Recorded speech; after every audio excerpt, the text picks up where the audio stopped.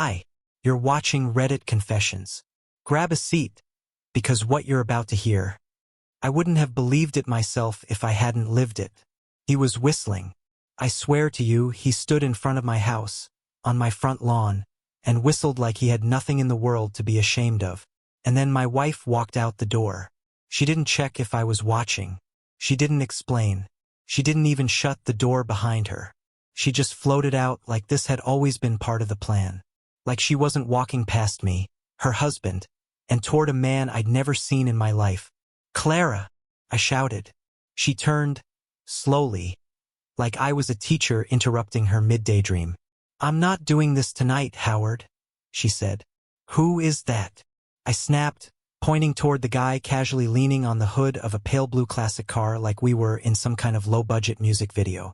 "Don't be dramatic," she muttered. "We're just getting drinks. You're wearing heels. It's Tuesday." She smirked. Observant. That's when I felt it. That slow burn of humiliation. Not anger, not yet. Just that warm sting that creeps up your chest when you realize everyone else knows something you don't. I looked at the guy again. He had his arms folded, and I swear he gave me the tiniest nod, like a dentist who just told me I needed 4 root canals. "I'm not okay with this," I said. I hated the tremble in my voice. "I don't want you to go with him." She glanced down at her phone. "I'll be back in the morning." What does that mean? Back in the morning? But she was already halfway to his car. I didn't follow her.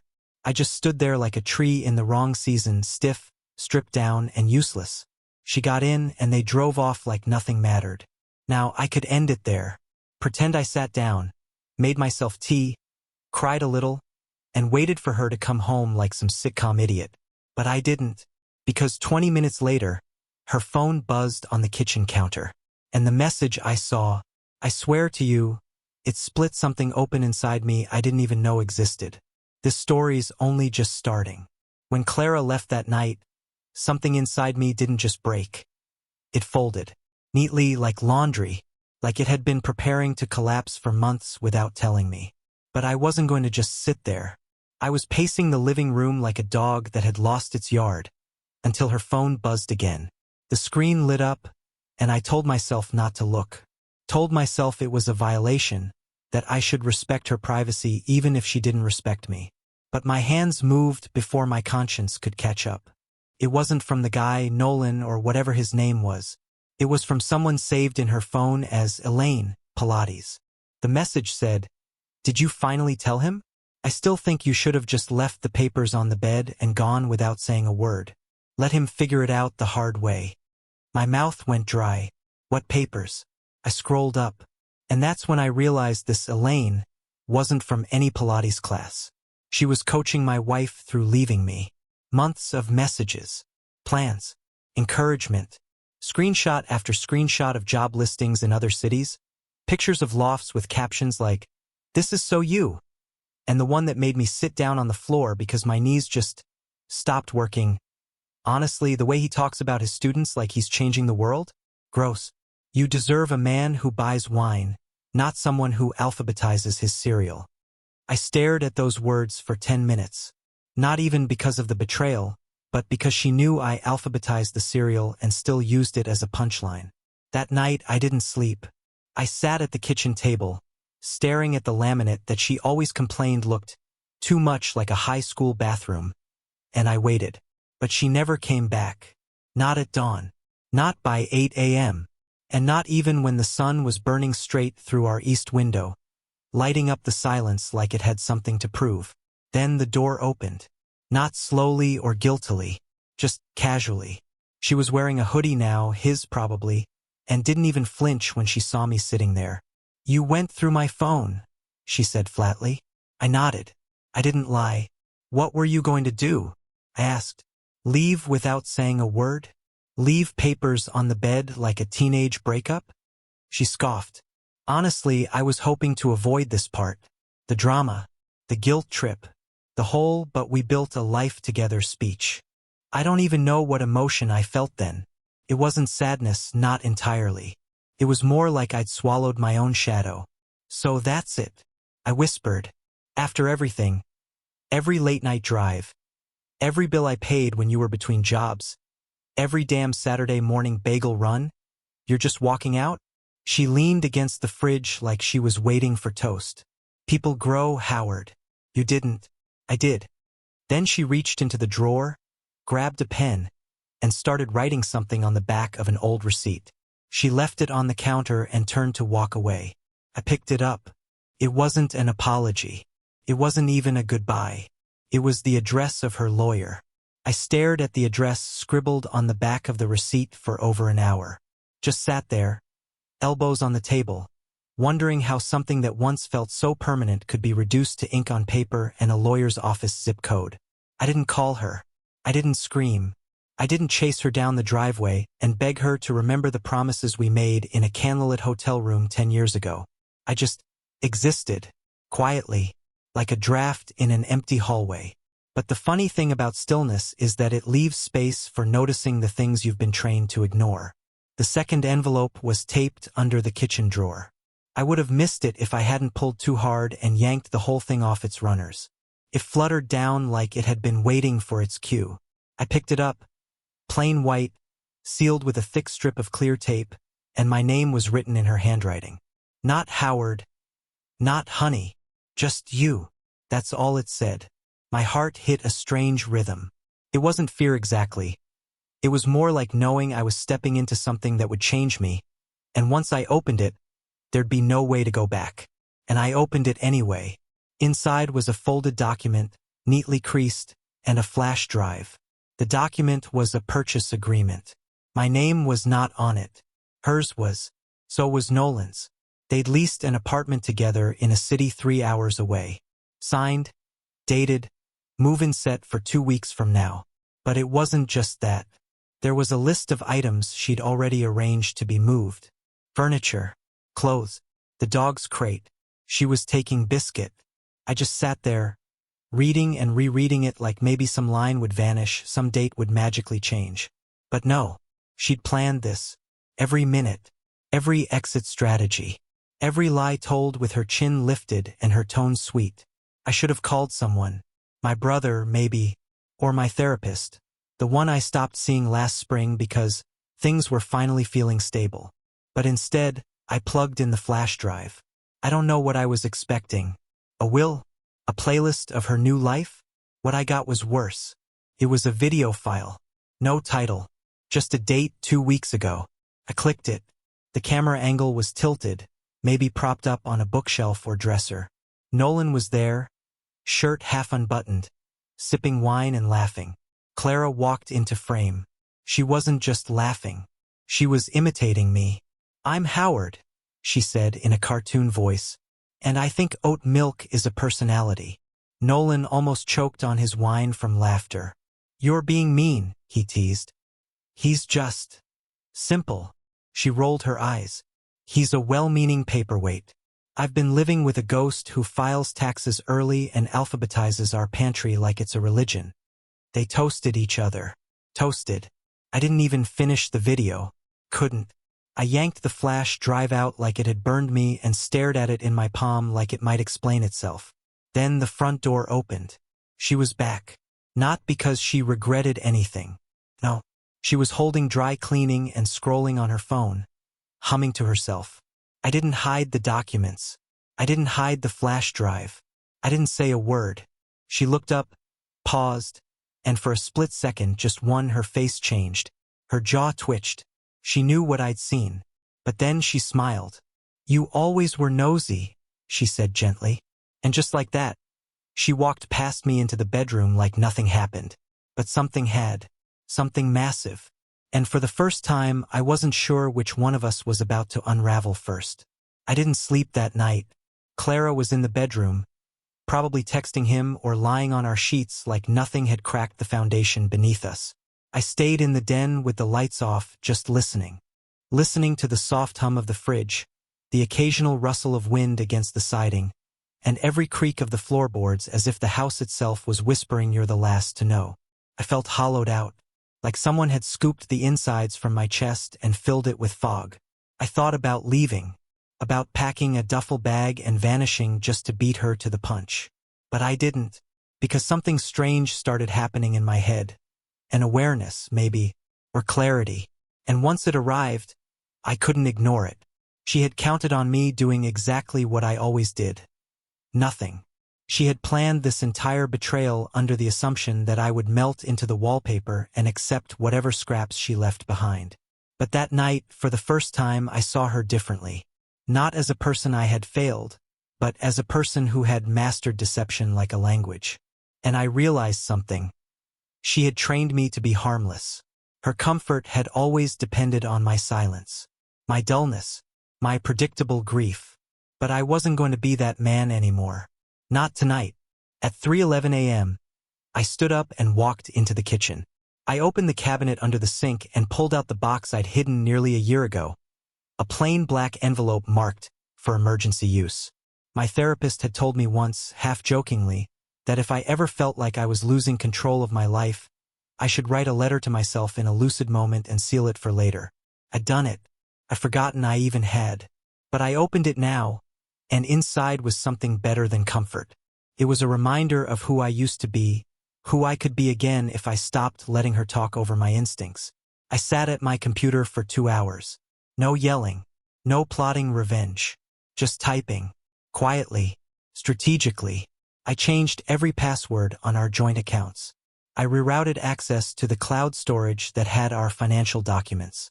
I paused autopay on the utilities. She wouldn't notice right away. And then I did something small but satisfying.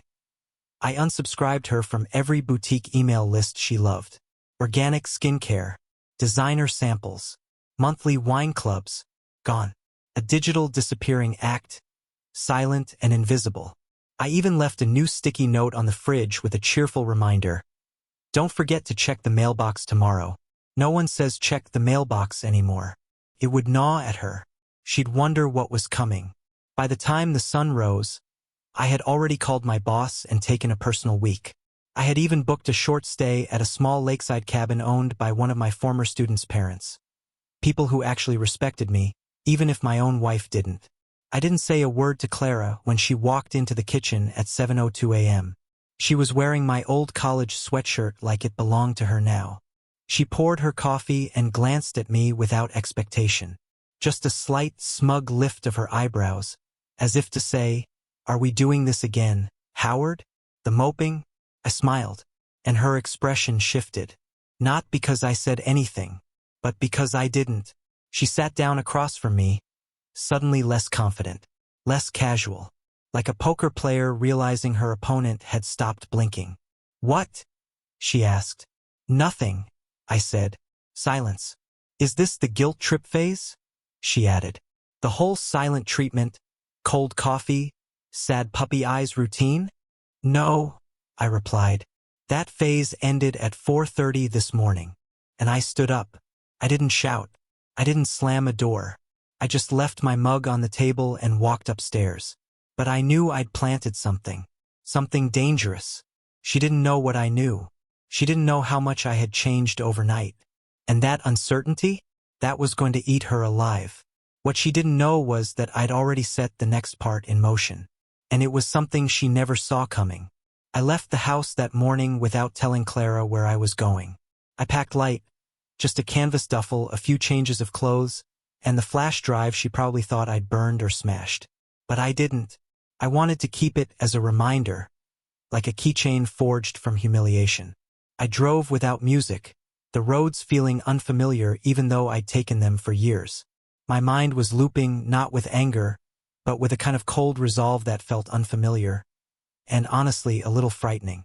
When I got to the cabin, it was even quieter than I remembered. Just trees, wind, and the occasional moan of an old dock shifting with the breeze. I texted one person, Arnold, a coworker and one of the only people I still trusted. We weren't close, but we had a running joke about retirement spreadsheets and bad coffee. He was the kind of guy who listened more than he spoke. I told him I needed someone to keep an eye on my house for a few days and that I'd Venmo him for the trouble. He replied with a thumbs up and a "you good." I didn't answer, because honestly I didn't know. The next morning, something strange happened. Clara called me. Not texted. Called. I didn't pick up. I stared at the screen until it went black again, and for a second, I wondered what her face looked like on the other end. Was she worried? Or annoyed I wasn't reacting the way she expected? An hour later, another message came in. Where are you? No greeting. No, hope you're okay. Just cold curiosity. That told me everything I needed to know. But it didn't end there.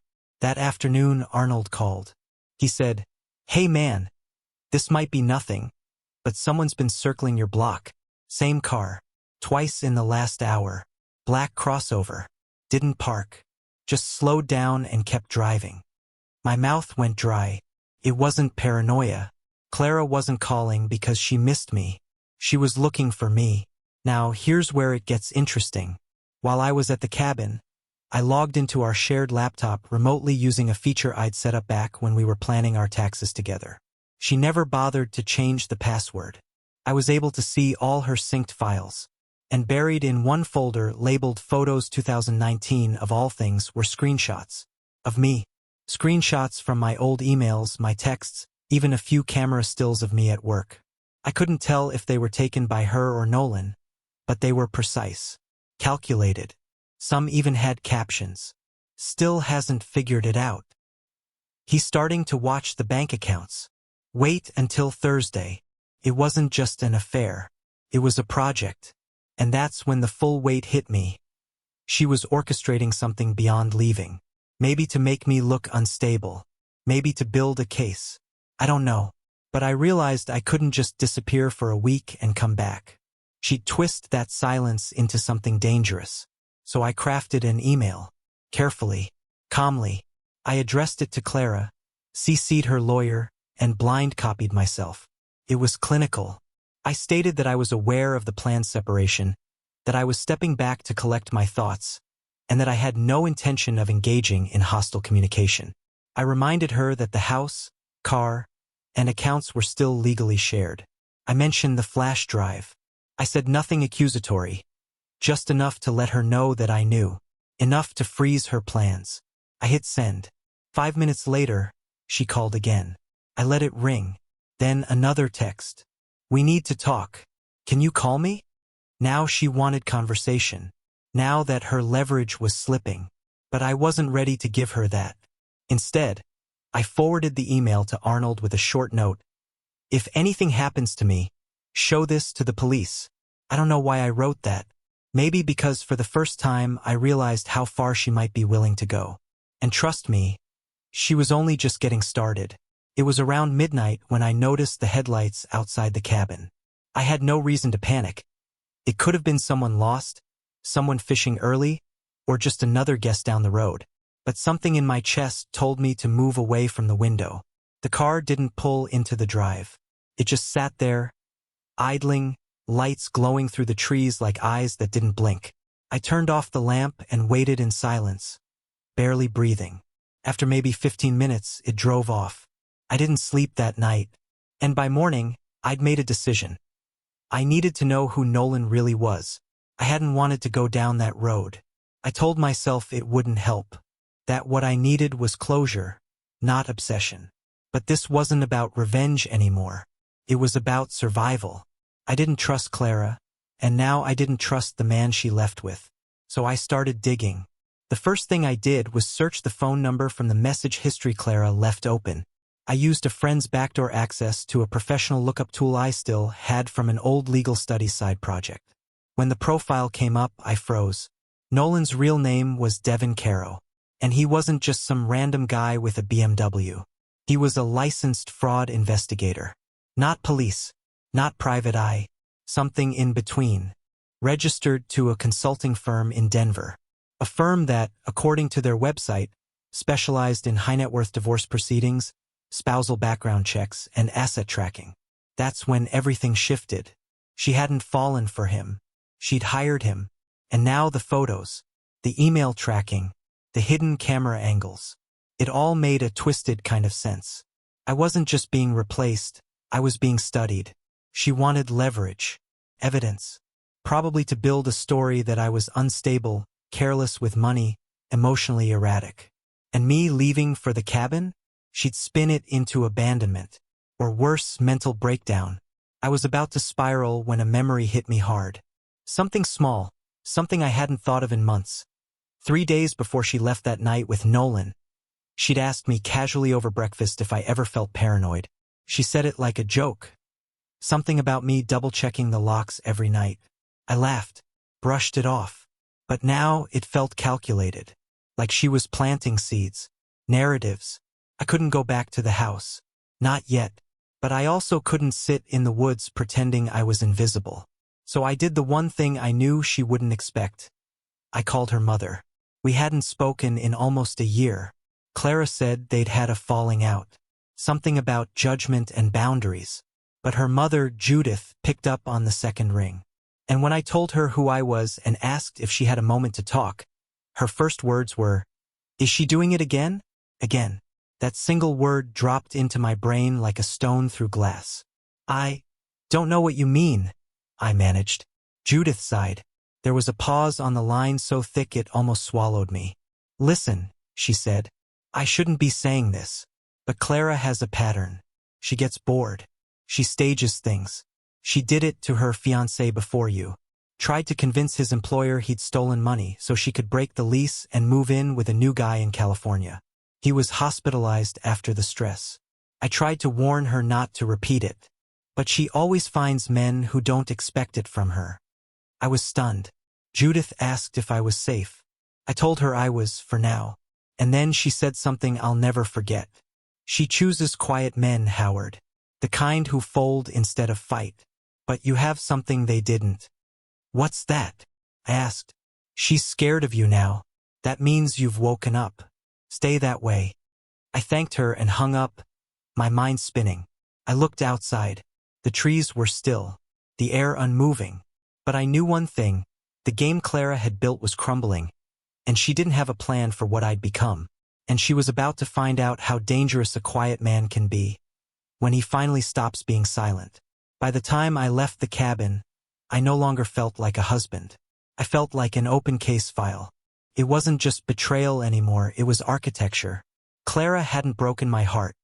She drafted a blueprint to deconstruct my entire life. And as I drove back toward town, with clouds rolling low over the treetops and the flash drive burning a hole in my glove box, I knew what had to come next. I didn't go home. I went to a coffee shop near Clara's gym, the same one where she used to meet her Pilates friend, Elaine. I found a corner table, opened my laptop, and connected to the guest Wi-Fi using a VPN. If she was still tracking me, and I was almost sure she was, I didn't want her knowing what I was doing next. I created a new email account under a fake name and sent one message. "You've been used, just like me. If you want the truth, meet me at the Echo Lake Bus Depot at 3 p.m. Come alone." I sent it to the personal Gmail account Clara had for Nolan, sorry, Devin. I had pulled it from the metadata of one of her shared calendar invites she forgot to lock down. Rookie mistake. I wasn't sure if he'd come, but I needed him to know I wasn't blind anymore. And if I was right, if Devin wasn't just working with Clara but was also being manipulated by her, then maybe, just maybe, I could get the one thing Clara feared most. Someone who'd flip. The depot was empty when I arrived. Buses came and went. People looked up, looked down, kept moving. It was a holding zone for the restless and the overlooked, fitting, really. I waited on the second bench near the vending machine, wearing a hoodie and baseball cap I borrowed from the lost and found bin at the cabin. Just past 3:10, a man sat down across from me. He didn't look surprised, just tired. "You're Howard," he said. I didn't confirm it. I just looked him in the eye and said, "She played both of us." He didn't respond right away, but the look on his face told me he'd already started asking himself that question before I ever emailed him. He finally said, "She told me you were mentally slipping, that you'd become paranoid. She said she wanted out, but that you might retaliate if she left the wrong way. That you'd stalk her or... Did she show you the flash drive?" I interrupted. He hesitated. "Yes, but only the first part. The rest paints a very different story. Trust me." We sat in silence for a few seconds before I added, "Her mother called what she does a pattern." His eyes narrowed. "She said you were abusive once. Claimed she had bruises that hit harder than anything else. It was one thing to be left, another to be erased and replaced, but to be rewritten as the villain in someone else's horror story. That was something I never thought Clara would be capable of. Do I look like someone who hits people, Devin? I don't know, he said. But I know what guilt looks like. And I know when someone's manufacturing smoke to cover up an empty fire. He leaned in slightly. She offered me a cut from whatever she could get in the divorce, framed as a consulting bonus. Said you wouldn't notice if a few accounts shifted hands quietly. My stomach twisted. Are you telling me this because it's the right thing? I asked. No, he said, standing. I'm telling you this because she told her sister I was disposable, that she'd delete me from the equation once everything was done. And just like that, he walked out. That night, I didn't go back to the house. I booked a cheap motel and spent 5 straight hours typing a full timeline. Everything I had, dates, screenshots, photos, emails, voice notes. I labeled the folder confession//insurance and backed it up in 3 places, including 1 USB drive I mailed to my former mentor at the school board with a note that simply said, "If anything happens to me, open this." Then I drafted my own legal counterclaim. Quiet, sharp, filed digitally with a case ID that would show up on her lawyer's desk by 8 a.m. The next morning, I wasn't fighting back to win her. I wasn't trying to punish her. I was reclaiming myself, because for the first time in my life, I realized that silence wasn't the opposite of strength. It was the beginning of strategy, and Clara had taught me, painfully, how to play her game. Now I was rewriting the rules. Clara didn't see it coming. None of it. By the time her lawyer received my counterclaim, the damage control had already begun. The narrative she'd spent months shaping, that I was unstable, distracted, fragile, crumbled under the weight of timestamps, recorded calls, and the voice of her own hired shadow admitting she tried to manipulate the outcome of the divorce for financial gain. I never threatened her. I never confronted her publicly. I never even raised my voice. I didn't need to. I just told the truth. Calmly, completely, and on record. When she showed up at the courthouse, she looked thinner, paler. She scanned the hallway like she was expecting some grand explosion. But all she got was a man in a navy sweater, quietly filing papers, nodding to his attorney, and carrying a notebook full of receipts and documentation. No drama, no breakdown, just the quiet dignity of a man who'd finally stopped apologizing for loving someone who never valued it. She approached me afterward, not in anger, in confusion. "Why are you doing this?" she asked. And for the first time in our entire relationship, I told her something with no bitterness, no fear, and no hope of reconciliation. Because I deserve peace, and peace doesn't look like you. Her expression cracked just slightly, like a mask drying out in the sun. She didn't reply. She walked away, slowly, unsure of what to do when the man she thought would collapse stood taller than ever before. In the months that followed, I didn't become someone new. I became someone honest. I kept my job, started running again, reconnected with a brother I hadn't seen in years. I even got a dog.